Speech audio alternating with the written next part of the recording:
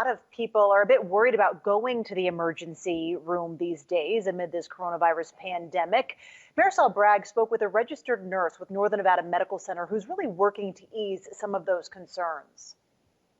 Shelby Hunt has been a practicing RN for the past 25 years and hopes to shed some light on the current state of our emergency rooms in the area amid the pandemic. We're not seeing our normal emergency department patients. We have attributed that and have heard that that's because people are scared to come to the emergency department. Hunt says she understands why people may be scared, but they're taking necessary steps to decrease the chances of patient exposure to COVID-19 while they're visiting an emergency room. So we're trying to segregate and separate those patients, so whether we think they have COVID or it could be even allergies, if it's anything that's respiratory or meeting those types of symptoms, we are putting those into a separate part of the emergency department. Hunt says emergency rooms are using alternate care sites, outdoor tents, or even separate rooms to keep those who could have COVID-19 separate from the general population. Hunt also says emergency room staff are doing everything they can to keep themselves safe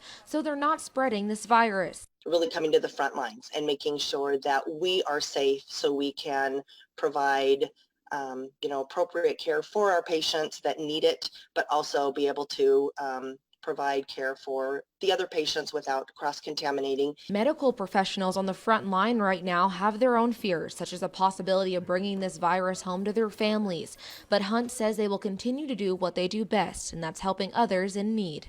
We're doing what we do and what we do best, and that's caring for everybody that seeks treatment in our emergency departments. Covering the story, Marisol Bragg, 2 News. Now, it's recommended that if you do believe you have COVID-19, call the emergency department first to give them a heads up that you're coming in. You can obviously call your primary physician first as well for some guidance.